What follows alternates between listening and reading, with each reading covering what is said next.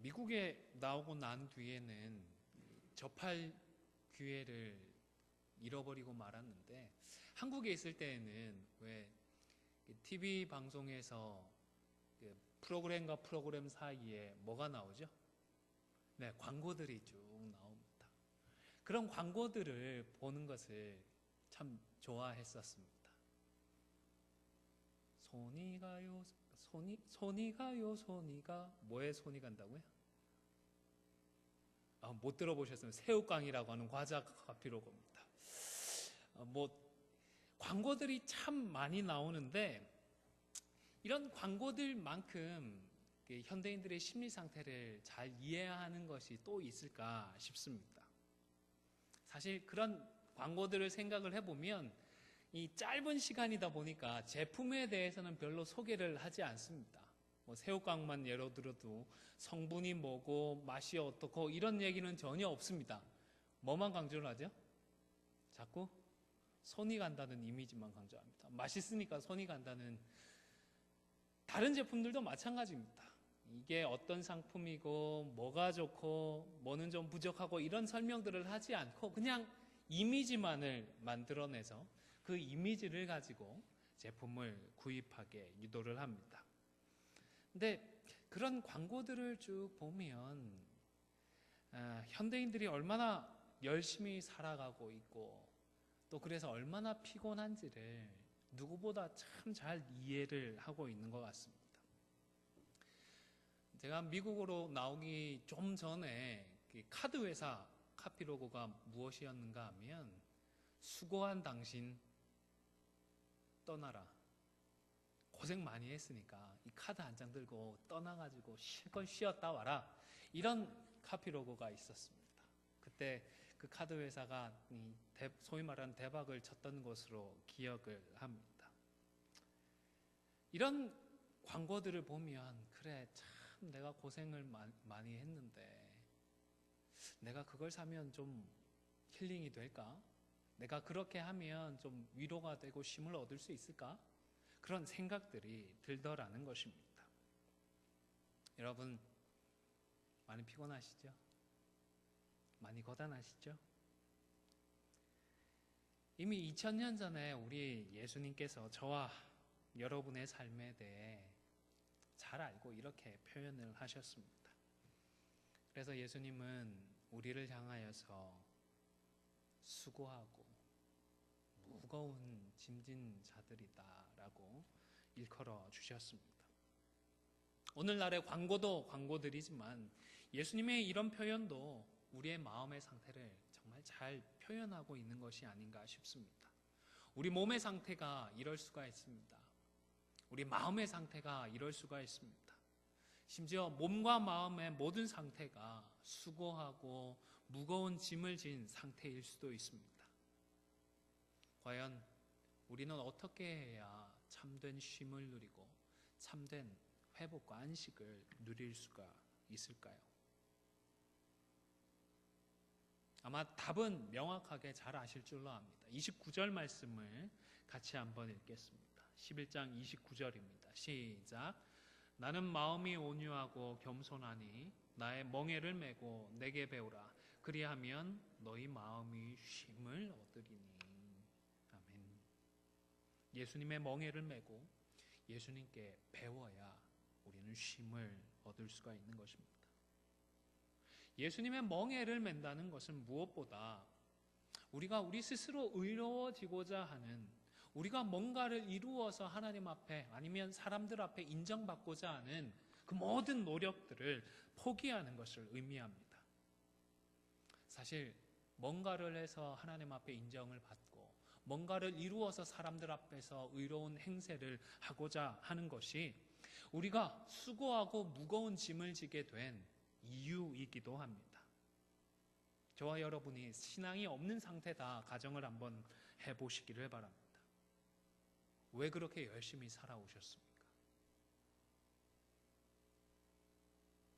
정말로 낯설고 두렵고 그저 아는 사람도 별로 없는 이 미국 땅으로 왜 이민을 와서 왜 그렇게 고생을 하고 지금에 이르렀습니까? 또 여러분의 자녀들 보고는 왜 그렇게 열심히 공부를 하고 열심히 살라고 가르치셨습니까? 그저 먹고 살기 위해서였습니까? 확실히 이것은 아닌 것 같습니다. 물론 한 끼 한 끼 먹고 사는 걱정부터 해야 하는 분들도 있는 줄로 압니다. 하지만 그 누구도 그저 삼시세끼 먹을 그 양식만을 위해서 이토록 수고하고 애쓰지는 않을 줄로 압니다. 우리가 수고하는 데에는, 우리가 노력해온 데에는, 우리가 자녀들을 그렇게 독려하는 데에는 단순히 먹고 사는 그 이상의 무엇인가가 있습니다. 다른 목적이 있습니다. 그것이 무엇입니까? 결국 따져보면 내가 의롭다라고 인정을 받기 위해서입니다. 하나님을 모를 때에는 내가 할 수 있는 모든 방법을 동원하고 노력해서 내 스스로 나의 의로움을 성취하고 소유하고자 노력을 하는 것입니다. 의라고 하는 것이 다분히 인격적이고 관계적인 개념이기 때문에 그렇습니다. 한국에는 그 국정농단으로 계속 시끄럽습니다. 이번 주에 그 장시호 씨가 최 씨의 그 또 다른 태블릿을 가지고 있다가 증거로 제출을 했습니다. 검찰의 증거로 제출을 했는데 그 전까지는 같은 팀이었는데 이제는 어떻게 됐을까요? 최 씨를 비롯한 다른 공모자들 사이에서 장시호 씨는 의로운 사람이 됐을까요? 불의한 사람이 됐을까요? 이제는 당연히 불의한 사람이 되어버렸습니다. 그런데 대한민국 국민의 입장에서 보면 어떻습니까? 이제는 최 씨를 비롯한 다른 사람들에게는, 공모자들에게는 불의한 사람이 되어버린 이 장 씨가 그나마 덜 불의한 사람이 되어버린 것입니다. 이처럼 의라고 하는 개념은 인격적이고 관계적인 개념인 것입니다.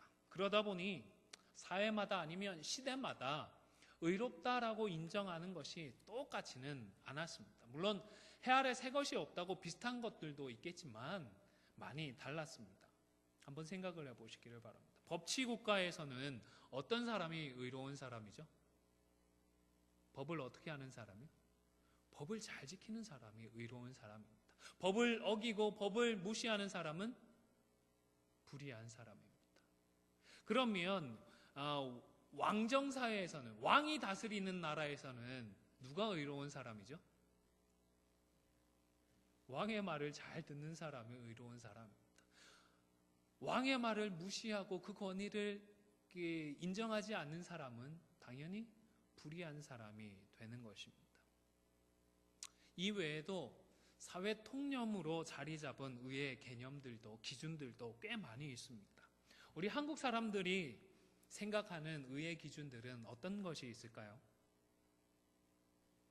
이건 우리가 한국 사람들 사이에서 어떤 사람이 되려고 노력하는지를 생각해 보면 쉽게 확인할 수가 있습니다.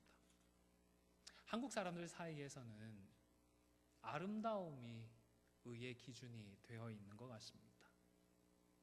다들 예쁜 여자가 되려고 하고 멋진 남자가 되려고 합니다. 남들에게 인정받지 못하는 여자, 남들에게 외모로 무시당하는 남자는 별로 의롭지 못한 사람이 되어버리고 말았습니다. 꽤 오래전에 들은 이야기입니다. 딸을 시집 보내기 위해서 어머니들이 성형수술을 많이 했습니다. 왜일까요? 세상이 하도 야가가지고요. 이 시집갈 처녀들이 하도 성형수술을 많이 하니까 남자들이 야가가지고 이 처녀들은 안 보고 장모님 되실 분들 얼굴만 쳐다본다는 겁니다. 그래서 비교를 해보고 이게 닮았나 안 닮았나 확인을 하려고 하니까 이제 거기에 질세라 장모 되실 분들이 그 성형외과를 찾아가서 딸하고 비슷하게 수술을 많이 했다는 것입니다. 성형수술이 좋다, 나쁘다 이런 것을 논하고 싶은 생각은 없습니다. 다만 이런 아름다움이라고 하는 것도 사회 통념적으로 요구하는 의로움의 기준이 분명하다는 사실을 말씀을 드리고자 합니다. 또 다른 것이 있죠. 한국 사회에서는 예의 바른 사람도 의로운 사람입니다. 유교적인 영향이 많이 남아서인지 인사성도 밝고 어른들을 깍듯하게 모시는 사람이 의로운 사람이다, 좋은 사람이다, 착한 사람이다 인정을 받습니다. 어떻게 생각하시는지 모르겠지만 돈 많은 사람도 한국 사회에서는 꽤 의로운 사람으로 여겨지는 것 같습니다. 아무래도 자본주의 사회다 보니 피할 수 없는 일인 것 같습니다. 어떤 경우에는 너무 지나치다 싶은 경우도 있습니다. 법적인 판결도 돈 많은 사람들은 좀 남들에 비해서 더 우대를 받고 대우를 받는 것 같습니다. 피해간다든지 그 대가를 치름에 있어서도 그 대가를 최소화해서 치르는 것을 보게 됩니다. 학생들의 경우에는 어떻습니까? 어떤 학생이 제일 의로운 학생일까요? 공부 잘하는 학생입니다. 전교 1등, 전국 1등 하는 학생들이야말로 대한민국에서는 제일 의로운 사람들이 아닌가, 학생들이 아닌가 생각을 합니다. 신앙생활을 하는 우리 성도들도 보면 예배 참석 잘하고 헌금 잘하고 하는 이런 것들을 통해서 자신의 의를 자랑하고 혹은 의롭다함을 인정받고자 하는 듯한 인상을 받을 때가 있습니다. 여러 가지 의의 기준들을 내세워 하나님 앞에 우리가 의롭다함을 인정받고자 하고 사람들 앞에서 우리의 의로움을 자랑하고자 하지만 이런 노력으로는 그 누구도 의로워질 수가 없는 것입니다. 결코 성공할 수 없는데 애쓰고 노력하는 것 정말 안타까운 일이 아닐 수 없습니다. 우리 예수님과 함께 멍에를 매기 위해서는 어떤 것이 되었든 우리가 스스로의 노력으로 의롭다함을 받으려고 하는 그 모든 시도들을 포기하고 내려놓아야 하는 것입니다. 25절을 한번 보시기를 바랍니다. 그때 예수께서 대답하여 이르시되 천지의 주제이신 아버지여 이것을 지혜롭고 슬기 있는 자들에게는 숨기시고 어린 아이들에게는 나타내심을 감사하나이다 했습니다. 지혜롭고 슬기 있는 자들에게는 숨겼다라고 했습니다. 예수님께서 권능을 많이 행한 고을들이 오히려 회개하지 않았던 그 이유를 25절에서 분석을 하고 있는 것입니다. 25절은 그때라고 하는 시간 부사로 시작을 하지만 그러나 앞의 사건과 바로 이어서 이 사건이 일어났다라는 사실을 밝히는 것은 아닙니다. 아마 저자의 의도를 드러내는 단어이다 싶습니다. 두 사건을 시간적으로 이어졌다라기보다는 논리적으로 연결을 시키는 것입니다. 뿐만 아니라 대답하여 가라사대라고 말씀을 하셨습니다. 그런데 본문을 잘 살펴보시면 질문이 있었을까요? 없었을까요? 아무도 예수님께 뭔가를 물어보지 않았습니다. 그런데 갑자기 예수님께서 대답하여 가라사대라고 말씀을 하셨던 것입니다. 아마도 회개치 않는 성들에 대해서 예수님께서 아버지 하나님과 성부 하나님과 깊이 대화하시는 가운데에 그 이유를 깨닫고 나서는 하나님을 향해 대답하시는 말씀이 아닌가 생각을 해봅니다. 26절입니다. 옳소이다. 이렇게 된 것이 아버지의 뜻이니이다. 지혜롭고 슬기로워하는 사람들에게는 그것을 드러내지 않으신 것이 아버지의 뜻이다라고 고백을 하고 있는 것입니다. 고라신과 베세다의 사람들은 왜 예수님의 권능을 보고도 왜 예수님의 그 놀라운 기적들과 이적들을 보고도 회개하지 않았을까요? 그들은 자기의 노력으로 의로워질 수 있다는 생각을 포기하지 않고 그 생각들을 끝까지 고집하고 있었던 것입니다. 앞서 말씀드린 것처럼 한국 사회에서 돈이나 외모나 학력 등이 중요한 의의 잣대가 되었듯이 유대 사회에서는 율법을 행하는 것이 중요한 잣대였습니다. 더군다나 율법이라고 하는 것, 사람들이 만들어낸 것도 아니고 하나님께서 주신 것이기 때문에 율법에 대한 유대인들의 자긍심은 이루 말할 수가 없었습니다. 그래서 이 고을의 사람들은 율법의 요구대로 나름대로 노력하면서 살아가면 의로워질 수 있다라고 그렇게 믿었기 때문에 예수님의 이적과 권능들을 보면서도 다른 어떤 지역들보다 많이 그 권능을 목격하였음에도 불구하고 회개하는 자리로 나아가지를 않았던 것입니다. 하나님의 계시에 의지하지 않고 우리의 노력으로 의로워지고자 하는 모든 시도는 결국 우리에게 오히려 무거운 멍에만을 지우고 마는 것입니다.